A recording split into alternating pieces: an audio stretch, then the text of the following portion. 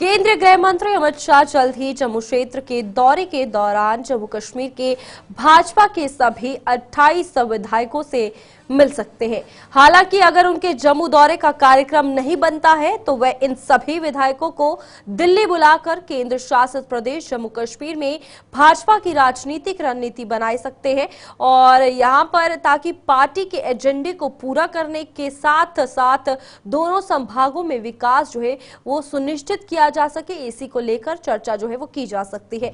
अमित शाह ने यह आश्वासन विपक्ष के नेता सुनील शर्मा को दिया है, जिन्होंने हाल ही में उनके साथ दिल्ली में मुलाकात की है।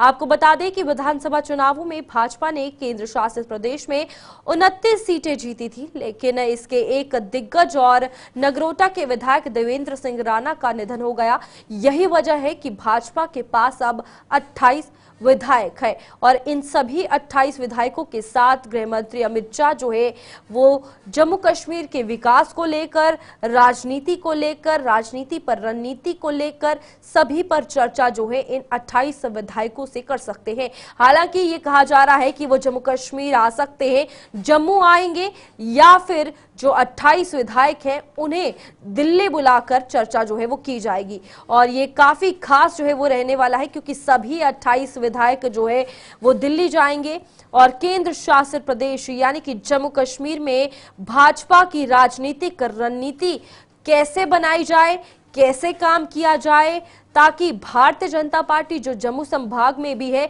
उसे आगे कश्मीर में किस तरीके से लेकर जाया जाए, इन सभी पर चर्चा की जाएगी। इसी पर हमारे साथ हमारे सहयोगी वरिष्ठ पत्रकार विनोद कुमार जुड़ चुके हैं। विनोद जी, बताइएगा जिस तरीके से गृह मंत्री अमित शाह की अगर बात की जाए, कैसे ये खास रहने वाला है, क्या कुछ चर्चाएं होंगी क्योंकि सभी 28 विधायक वहां पर जा रहे हैं?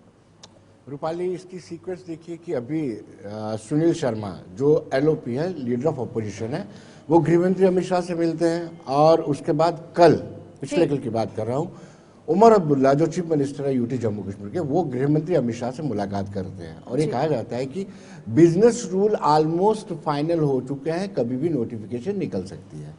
जब बिजनेस रूल फाइनल हो जाएंगे, लागू हो जाएंगे, तो उसके बाद मिनिस्टर्स को ताकत मिल जाएगी, पावर्स मिल जाएगी। फिर अपोजिशन का रोल क्या रहेगा, ये एक विषय था। मुझे लगता है यही एक प्रमुख कारण है कि सभी 28 विधायकों से गृह मंत्री अमित शाह मुलाकात करना चाहते हैं, क्योंकि गृह मंत्री अमित शाह जम्मू कश्मीर को अपने ही तरीके से देख रहे हैं और वही इसका संचालन कर रहे हैं। और दूसरी बड़ी बात यह है रूपाली कि 5 विधायकों को नॉमिनेट किया जाना है जी। 5 विधायकों को नॉमिनेट किया जाना है।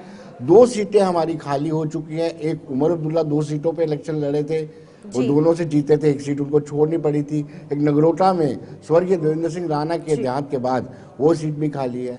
तीसरी बड़ी बात यह है कि 4 जो है राज्यसभा की सीटें भी खाली हैं, उनके भी चुनाव होने हैं। इन सब पर चर्चा करने के लिए और जम्मू कश्मीर का विकास सुनिश्चित किया जाए, ये एक बड़ा इंपॉर्टेंट इशू है। मुझे लगता है इन सब मुद्दों पर गृह मंत्री अमित शाह सभी जम्मू से जीते हुए भाजपा के विधायकों से मुलाकात करना चाहते हैं। विनोद जी, यहाँ पर ये बहुत इंपॉर्टेंट है, जहाँ पर जम्मू और कश्मीर को इकट्ठे लेके आने की बात जब आती है तो विकास भी दोनों का होगा और भारतीय जनता पार्टी जिस तरीके से जम्मू कश्मीर में उभरी है, कश्मीर में किस तरीके से स्पेशली सामने आए, उसको लेकर भी हो सकता है कि चर्चाएं की जाए।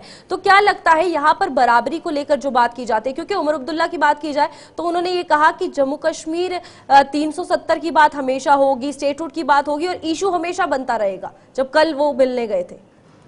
जी देखिए, स्टेटहुड एक मुद्दा है, वो कमिटमेंट प्रधानमंत्री नरेंद्र मोदी ने योग दिवस पर भी की थी कश्मीर में आकर के, और गृह मंत्री अमित शाह ने on the floor of house ये कहा था कि स्टेटहुड रिस्टोर किया जाएगा जब अप्रोप्रिएट समय आएगा।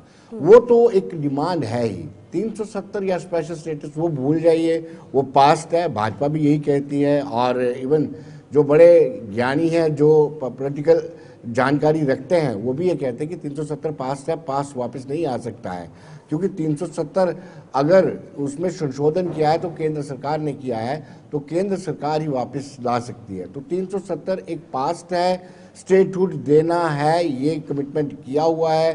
और अगर कश्मीर में भारतीय जनता पार्टी को अगर यानी कमल खिलाना है वहां पे, तो वहां बड़ी कसरत करनी पड़ेगी, बड़ी मेहनत करनी पड़ेगी।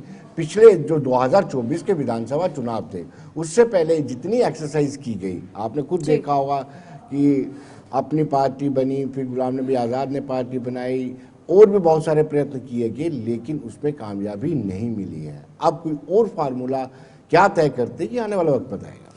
क्या लगता है विनोद जी, ये विकास के जरिए जो विश्वास जताने की कोशिश की जा रही है वो कश्मीर में भी हो पाएगी भारतीय जनता पार्टी से? क्योंकि कश्मीर हमेशा भारतीय जनता पार्टी के लिए एक लो पॉइंट रहा है। जम्मू में उन्हें साथ मिला और 29 विधायक जो है बने, जिसमें से अब 28 है। तो क्या लगता है कश्मीर में किस तरीके से स्ट्रैटेजी और एजेंडे पर भारतीय जनता पार्टी काम करेगी ताकि विश्वास और विकास दोनों इकट्ठे चले वहां पर? रूपाली, सवाल ये उठता है कि कश्मीर में राजनीति भावनात्मक है, इमोशनल पॉलिटिक्स होती है। आपने देखा होगा कि किस तरीके से नेशनल कॉन्फ्रेंस को खुल करके कश्मीरी आवाम ने वोट दिया। वो वोट इसलिए दिया, वो चाहते थे कि कश्मीर में स्पेशल स्टेटस, यानी जम्मू कश्मीर में स्पेशल स्टेटस बरकरार रहेगा, और अगर कोई बरकरार कर सकता है या भारतीय जनता पार्टी को कोई रोक सकता है तो वो सिर्फ और सिर्फ एनसी है। हालांकि अगर विकास देखा जाए, जो डेवलपमेंट कश्मीर में हुई है वो बराबर जम्मू के बराबर हुई है। अब रेल भी वहां पे जा रही है, टनल्स भी वहां पे बनी है, बेनतहा वहां पर विकास हुआ है। विकास से वोटर को तब्दील नहीं किया जा सकता, लेकिन वहां भावनात्मक राजनीति चलती है, और उस इमोशनल पॉलिटिक्स के कारण ही आज नेशनल कॉन्फ्रेंस को 42 सीटें मिली। बिल्कुल ठीक है विनोद जी, बहुत बहुत धन्यवाद हमारे साथ जुड़ने के लिए और तमाम जानकारी देने के लिए। यहाँ पर केंद्रीय गृह मंत्री अमित शाह की अगर बात की जाए तो हो सकता है वो जल्द जम्मू दौरे पर रहे, या फिर जम्मू कश्मीर के जो जम्मू के भाजपा के 28 विधायक जीते हैं उनको कश्मीर बुलाकर भाजपा की राजनीतिक रणनीति पर विचार विमर्श करें।